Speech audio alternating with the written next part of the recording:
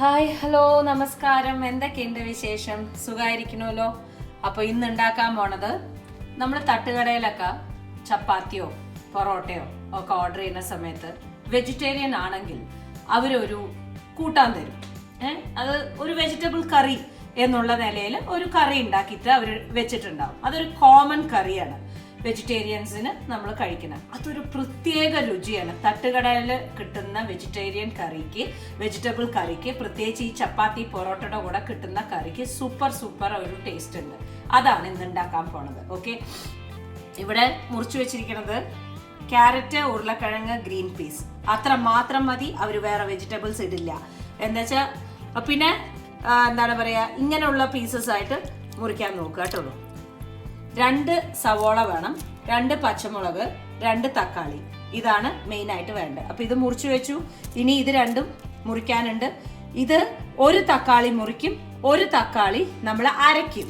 Okay, തേങ്ങ വറുക്കാൻ പോവാണ്, അതിന്റെ കൂടെ അരയ്ക്കും. അപ്പൊ ഇതൊക്കെ ഒന്നായിട്ട് ഞാൻ കാണിച്ചു തരാം. അപ്പോൾ ഇവിടെ 2 സ്പൂണ് നോർമൽ ഓയിൽ ഒഴിച്ചിട്ടുണ്ട്. അതിലേക്ക് 1/2 കപ്പ് തേങ്ങ,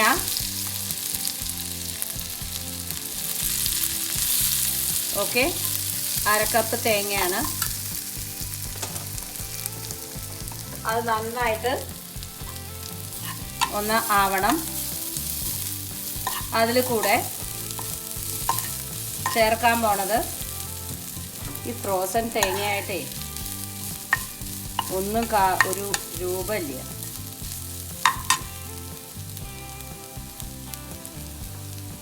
ഒരു തക്കാളി മുറിച്ചത്. ബ്രൗണൊന്നും ആക്കണ്ട കേട്ടുള്ളൂ, നമുക്ക് ജസ്റ്റ് ഒന്ന് വതക്കി കിട്ടിയാൽ മാത്രം മതി. 1/2 സ്പൂൺ പെരിഞ്ജീരകം,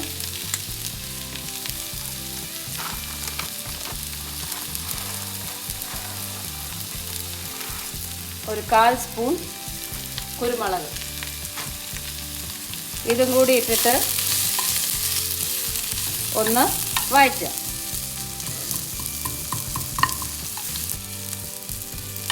ഈ കറി കഴിക്കാൻ എന്തൊരു രുചിയാണോ ദൈവമേ. ഇങ്ങനെ ഉണ്ടാക്കി വെച്ചിരിക്കുകയല്ലേ, നല്ല മണവും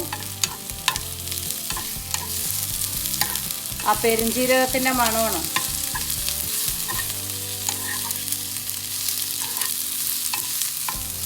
ലൈറ്റായിട്ടൊന്ന് മണക്കി വിടുക. വീണ്ടും പറയണു, ഇത് ബ്രൗൺ ഒന്നും ആവേണ്ട കാര്യമില്ല. ജസ്റ്റ് ഒന്ന് തേങ്ങ വറക്കണമെന്ന് മാത്രം. That's it, finish. ഇതാ തക്കാളിയൊക്കെ ഇതുപോലെ തന്നെ. ഇനി ഇതിനെ നമുക്ക് പേസ്റ്റ് ആയിട്ടുള്ള രീതിയിൽ അരയ്ക്കാത്തുള്ളൂ. അപ്പോഴേക്കും ബാക്കിയുള്ളത് നമുക്ക് ഉണ്ടാക്കാൻ തുടങ്ങാം. സവോളയൊക്കെ ഉണ്ടല്ലോ, അതൊക്കെ മുറിക്കണം.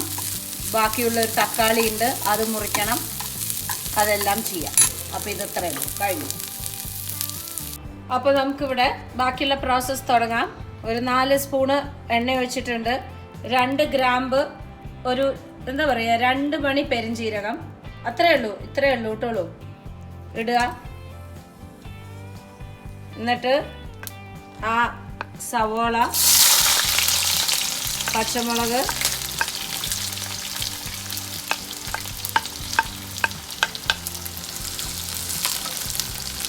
എണ്ണ നിറയെ ഉള്ള പോലെ തോന്നും, പക്ഷേ ഇല്ല, ആ അരപ്പും എല്ലാം കൂടി വരുന്ന സമയത്ത് കറക്റ്റ് ആയിരിക്കും.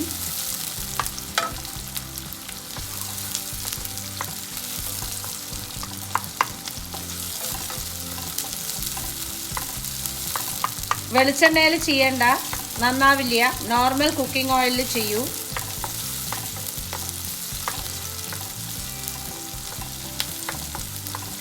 ഇത് ആവണ സമയത്ത് ഇഞ്ചി വെളുത്തുള്ളി പേസ്റ്റ് ആവശ്യത്തിന് 1 സ്പൂൺ നോക്കിയാൽ കാണില്ല. ഒരു വലിയ സ്പൂണിന് 1 സ്പൂണ് ഇഞ്ചി വെളുത്തുള്ളി പേസ്റ്റ് ഇടുക. നന്നായിട്ട് മിക്സ് ചെയ്യുക. ഇതിൻ്റെ പച്ചമണം ഒന്ന് പോട്ടെ.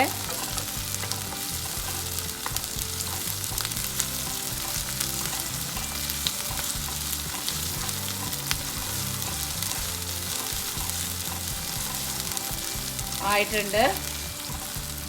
ഇതിലേക്ക് നമ്മുടെ ബാക്കിയുള്ള ഒരു തക്കാളി നമ്മൾ അരച്ചുള്ളൂ.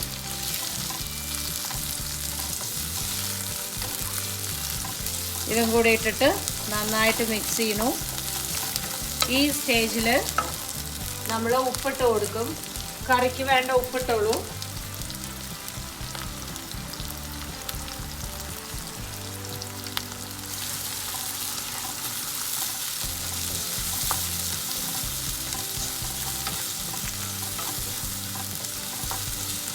ഓക്കെ, ആയിട്ടുണ്ട്. കുറച്ച് ഇങ്ങനെ എല്ലാ പൊടികളും കൂടി ഇട്ടിട്ടാണ് നമ്മളിനി വേവിക്കാൻ പോകണം കേട്ടോ. ഇനി 1/2 സ്പൂൺ മഞ്ഞൾപ്പൊടി, ഒരു പച്ചമുളക് ഇട്ടിട്ടുണ്ട്, മറ്റേതിൽ കുരുമുളക് ഇട്ടിട്ടുണ്ട്, അതുകൊണ്ട് നോക്കിയിടുക. 1 സ്പൂൺ മുളക് പൊടി,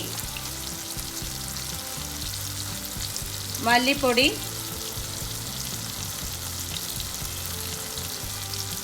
2 സ്പൂൺ. ഇതും കൂടിയിട്ട് ഇതിൽ നന്നായിട്ട് ഇളക്കി കൊടുക്കുക. ഈ മസാലയിൽ കിടന്നിട്ട് ഈ മസാല നന്നായിട്ട് മൂക്കും വേണം, എണ്ണയും തെളിയണം. പിന്നെ ഈ ഒരു ഇത് നന്നായിട്ട് വതക്കി കിട്ടുകയും വേണം. ഓക്കെ, ഇതിനി അടയ്ക്കാൻ പോവാണ് ഞാൻ.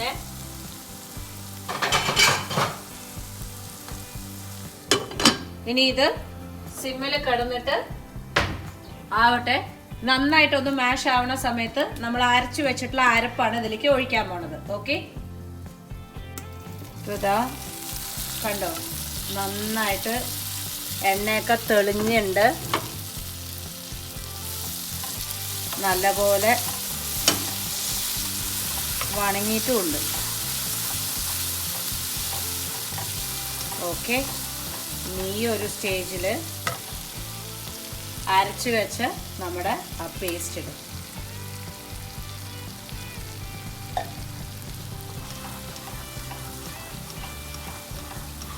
നന്നായിട്ട് മിക്സ് ചെയ്യുക. ഒരു സൂപ്പർ കറിയാണ്. ഈവൻ നെയ്ച്ചോറിൻ്റെ കൂടെ അടക്കം സൂപ്പറായിരിക്കും. അവരതിനും തരാറുണ്ട് വെജിറ്റബിൾ കറി എന്ന് ചോദിക്കുന്ന സമയം. ഇതിലേക്ക് ഈ മിക്സി തന്നെ ഒന്ന് ഒലുമ്പിയിട്ട് 1 കപ്പ് വെള്ളം, ബിക്കോസ് നമ്മുടെ കഷ്ണം വേവാനുണ്ടല്ലോ ഇനി.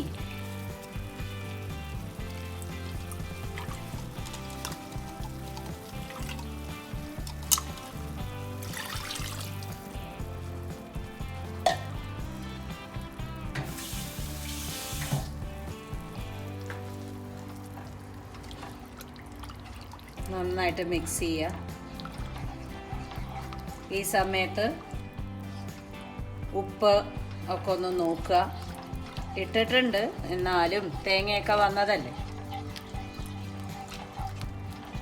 നോക്കട്ടെ.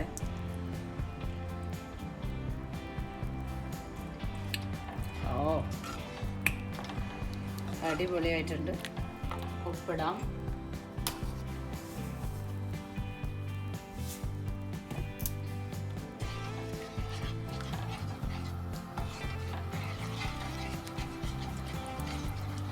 ഓക്കെ, ഇനി മുറിച്ച് വെച്ച ഉരുളക്കിഴങ്ങ്, ഗ്രീൻ പീസ്, ക്യാരറ്റ്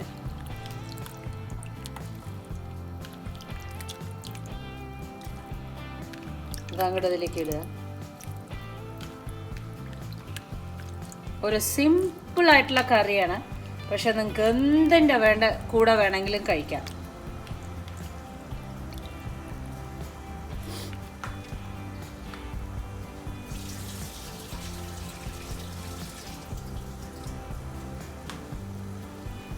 ഓക്കെ, ഇതും ഇട്ടു.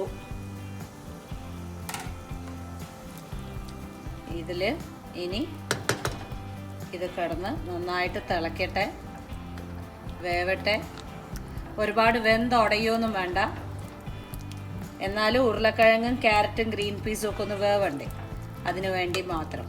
ഓക്കെ, നമ്മൾ അടച്ചങ്ങോട്ട് വെക്കണം. ഇനി ഇതായിക്കഴിഞ്ഞതിന് ശേഷം തുറന്നിട്ട് കാണിച്ചു തരാം. വേണമെങ്കിൽ കുറച്ചും കൂടി വെള്ളം ഒഴിക്കേണ്ടി വരും, ബിക്കോസ് ഇത്ര ഒരു എന്താ പറയുക മണമണോന്ന് വേണ്ടാന്ന് പറഞ്ഞിട്ടേ.